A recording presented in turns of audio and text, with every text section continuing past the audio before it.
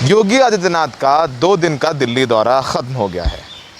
इस दिल्ली दौरों में उन्होंने 3 महत्वपूर्ण, देश के सबसे महत्वपूर्ण लोगों से मुलाकात की। प्रधानमंत्री नरेंद्र मोदी, गृह मंत्री अमित शाह और बीजेपी के राष्ट्रीय अध्यक्ष जेपी नड्डा से। क्या है इन 3 मुलाकातों के मायने, इस पर बात करते हैं। योगी आदित्यनाथ 3 बिंदुओं पर उनका घेराव चल रहा है।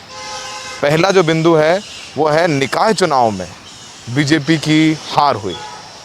प्रमुख विपक्षी दल समाजवादी पार्टी ने बीजेपी को लगभग 270 से ज़्यादा सीटों से हराया और जब इसका आकलन किया गया तो सामने निकल करके आया कि जो नॉन यादव ओबीसी था उसका पार्टी से कहीं ना कहीं नाराज़ होने के चलते वो दूसरे दलों को वोट किया उनका। इसके अलावा ब्राह्मण्स ने भी दूसरे दलों को वोट किया, ये पार्टी का नुकसान हुआ। इसके अलावा निकाय चुनाव में ये अयोध्या, जिसको लेकर के बीजेपी प्रोजेक्ट करना चाहती कि एग्जाम्पल है ये अयोध्या शहर, उन्होंने उसको बनाया, सवारा, सजाया, एयरपोर्ट लेकर के आए, वहाँ पर भी बीजेपी को निकाय चुनाव में हारना पड़ा। प्रधानमंत्री मोदी के लोकसभा क्षेत्र वाराणसी में बीजेपी की हार हुई। इसके अलावा मथुरा में हार हुई।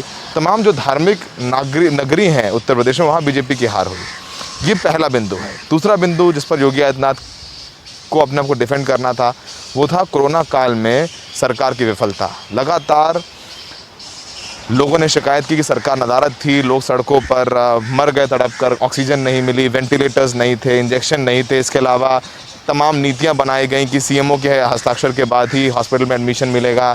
इसको लेकर के फाइल इधर से उधर चलती रही, फ़ोन कॉल हुए और लोगों को इलाज के अभाव में सड़कों पर मरना पड़ा।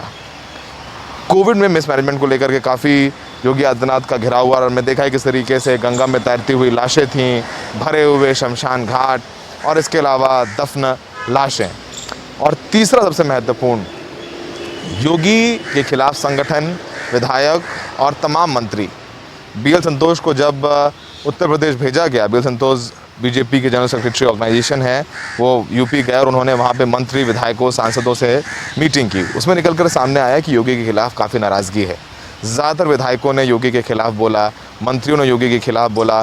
कहा गया कि योगी जी हैं वो सुनते नहीं हैं, वो विधायकों से बात नहीं करते, उनकी सुनवाई नहीं होती और सुनवाई ना होने के चलते जो विधायक अपनी जनता के काम हैं वो नहीं कर पा रहे हैं और तमाम ऐसी चीज़ें हैं जिसको लेकर के योगी आदित्यनाथ का आलोचना की। विधायकों ने कहा कि पूरी तरीके से ब्यूरोक्रेट्स चला रहे हैं सरकार, ब्यूरोक्रेट्स फ़ोन नहीं उठाते, डीएम फ़ोन नहीं उठाता, एसडीएम फ़ोन नहीं उठाता और यही वजह है कि तमाम बीजेपी के कार्यकर्ता, विधायक, कुछ 3 मंत्री तक कोरोना के में उनकी मौत हो गई और बहुत सारे उनके कार्यकर्ताओं को इलाज नहीं मिला, कई प्रधान मर गए। तो ये सबसे बड़ी विफलता रही योगी की। तो इन 3 विफलताओं पर योगी को अपने आप को डिफेंड करना था। सबसे पहले वो जब यहाँ पर आए तो उनकी मुलाकात अमित शाह से हुई, लगभग 90 मिनट तक उनकी बातचीत हुई। इन 90 मिनट में कहा जा रहा है कि राजनीतिक चर्चा ज़्यादा थी, किस तरीके से सहयोगी दल नाराज़ थे। अनुप्रिया पटेल अपना दल की, उनको बुलाया गया। वो एनडीए में जो 2014 में सरकार बनी, एनडीए 1 में वो सरकार का हिस्सा थी, उनको मंत्री बनाया था। वो पटेल समाज से आती हैं जो कि एक डोमिनेंट फैक्टर है यूपी पॉलिटिक्स में, लेकिन जो राज्य में है वहाँ पर उनको उतनी भागीदारी नहीं मिली। एनडीए 2 में उनको मंत्री नहीं बनाया गया। इसके अलावा अनुप्रिया का कहना है कि जब ज़िला पंचायत ये चुनाव हुए, निकाय चुनाव, उसमें ज़िला पंचायत में या उनके मन के कैंडिडेट्स को बीजेपी ने सपोर्ट नहीं किया। तमाम चीज़ें थी, अनुप्रिया पटेल को बताया गया और कहा गया कि जो नाराज़ लोग हैं उनको जोड़ने के लिए पार्टी यूपी में मंत्रिमंडल में विस्तार करेगी, क्योंकि 3 मंत्रियों की मौत हुई तो 3 जगह खाली हैं। उसके अलावा और जगह बनाई जाएंगी। तो हो सकता है कि उसमें अनुप्रिया पटेल के पति आशीष पटेल जो कि एमएलसी हैं उनको मंत्री बनाया जा सकता है। इसके अलावा निषाद पार्टी पहले समाजवादी पार्टी के साथ थी। उन्होंने जब योगी ने अपनी सीट गोरखपुर छोड़ी तो वहाँ पर बीजेपी को हरा दिया था निषाद पार्टी ने समाजवादी पार्टी के साथ मिल करके। तो फिर उसके बाद बीजेपी में उनकी वापसी हो गई। वो बीजेपी के टिकट पर प्रवीण निषाद, जो कि संजय निषाद के बेटे हैं, वो संत कबीर नगर से चुनाव जीत कर आए सांसद हैं, लेकिन उनको केंद्र में भागीदारी नहीं मिली, राज्य में उनका कोई विधायक है नहीं, तो उन्होंने भी अपनी नाराज़गी जताई। तो कल वो लोग भी अमित शाह से मिले, तो हो सकता है अमित शाह ने वो भी योगी से कहा होगा कि भाई इनको भी अकोमोडेट करना है। तो हो सकता है जब मंत्रिमंडल का विस्तार हो तो निषाद पार्टी के किसी कार्यकर्ता को, किसी नेता को एमएलसी बनाया जाए और एमएलसी बना करके मंत्रिमंडल में शामिल किया जाए।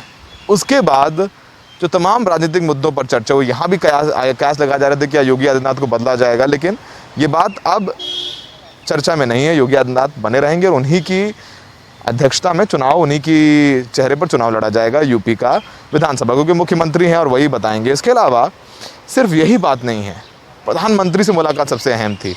क्यों? क्योंकि आपने विकास क्या किया, आपके पास बताने के लिए क्या है जनता के लिए। तो आज जब योगी जी मोदी से मेरे 70 मिनट, तो उसमें विकास कार्यों पर बात हुई। जो हमारे सूत्र बता रहे हैं कि उस पर राजनीतिक चर्चा नहीं हुई, राजनीतिक चर्चा अमित शाह ने करी, लेकिन योगी जी ने मोदी जी को बताया कि उन्होंने क्या किया 5 सालों में। क्योंकि क्या बताएंगे जाकर के हमने क्या किया। अखिलेश जब पिछली बार गए चुनाव में, उन्होंने बताया कि हमने एक्सप्रेस वे बनाया, लैपटॉप बांटे, मेट्रो ले आए, एम्बुलेंस खड़ी कर दी, नई बिल्डिंग्स बनाई, तमाम चीज़ें। लेकिन अभी तक यूपी में बीजेपी के पास बताने के लिए, दिखाने के लिए ऐसा कुछ नहीं है। तो योगी ने बताया कि पूर्वांचल एक्सप्रेस वे का एक पैच बन के तैयार है, उसका उद्घाटन कर लिया जाएगा। जेवर एयरपोर्ट जो है नोएडा में, उसका भी शिलान्यास किया जाएगा। तो विकास कार्यों पर मोदी जी ने बात की, क्योंकि जाहिर सी बात है प्रधानमंत्री हैं देश के, तो राजनीतिक चर्चा शायद नहीं करेंगे, लेकिन उन्होंने अब विकास पर, यूपी के मुद्दों पर चर्चा की। योगी जी ने अपना रिपोर्ट कार्ड उनको दिया, प्रेजेंटेशन दिया, और पीएम मोदी ने अपना फीडबैक दिया। उसके बाद वो आए जेपी नड्डा से मिलने के लिए, इनके घर पर हम मौजूद हैं। यहाँ पर लगभग 2 घंटे मुलाकात हुई, और जो संगठन में नाराज़गी है योगी जी के प्रति, वो सब जग जाहिर है। तमाम विधायक, मंत्री खुलेआम पत्र लिख चुके हैं योगी जी को, लिख चुके हैं कि उनकी लगता है तवज्जो नहीं है, क्योंकि अपने कार्यकर्ताओं का काम नहीं करा पा रहे, अपने घर का काम नहीं करा पा रहे। डीएम, एसडीएम तमाम लोग सुनते नहीं हैं, ब्यूरोक्रेट सुनते नहीं हैं, और योगी जी बात नहीं करते हैं, उनकी बात सुनी नहीं जाती है। संगठन को लेकर के चर्चा हुई, नड्डा जी से लगभग 2 घंटे की मुलाकात हुई। और हो सकता है कि अब जो मीटिंग, ये दिल्ली दौरा ख़त्म हुआ है, तो उसके बाद जल्द यूपी में हम कुछ परिवर्तन देख सकते हैं। मंत्रिमंडल में विस्तार हो सकता है, कुछ नए चेहरे हम देखेंगे, कुछ लोगों को मनाया जाएगा, कुछ लोगों का प्रमोशन किया जाएगा, कुछ लोगों का डिमोशन किया जाएगा। हो सकता है प्रदेश कार्यकारिणी में परिवर्तन हो, सत्येंद्र देव सिंह प्रदेश अध्यक्ष हैं, उनको बदला जाएगा, नहीं बदला जाएगा, तमाम चीज़ें हैं। ये भी संगठन से आवाज़ उठ रही थी कि केशव मौर्य को मुख्यमंत्री बनाया जाए, वो नहीं होगा, लेकिन केशव मौर्य को कोई अहम पद देना पड़ेगा। वो मुख्यमंत्री तो हैं, लेकिन उनके जो डिपार्टमेंट्स हैं उसमें जो ब्यूरोक्रेट्स उनकी नहीं सुनते, ये भी सामने आया था। उनको शायद एम्पावर किया जाए, उनको फ्री हैंड दिया जाएगा। तमाम चीज़ें होंगी, क्योंकि उत्तर प्रदेश में अगली बार चुनाव, और बंगाल हारने के बाद बीजेपी नहीं चाहेगी कि उत्तर प्रदेश में उनकी हार हो। लेकिन सबसे बड़ा सवाल, सबसे बड़ा प्रश्न चिन्ह है कि AK शर्मा जी का क्या होगा।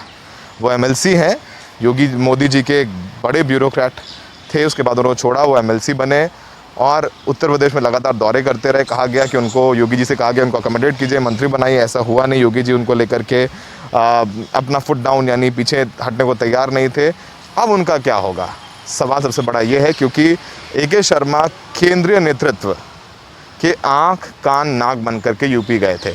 अब तक वो मंत्री नहीं है, संगठन का काम है, देख रहे हैं, दौरे कर रहे हैं, लेकिन अगर वो मंत्री बनते हैं तो कहीं ना कहीं योगी जी को चेक में रखने के लिए उनकी एक बड़ी भूमिका हो सकती है। तो फिलहाल सवाल ये है कि मंत्रिमंडल का विस्तार कब होगा, कौन नए मंत्री बनाए जाएंगे, और AK शर्मा जो MLC हैं और मोदी जी के खासम खास हैं, उनको क्या पद दिया जाता है।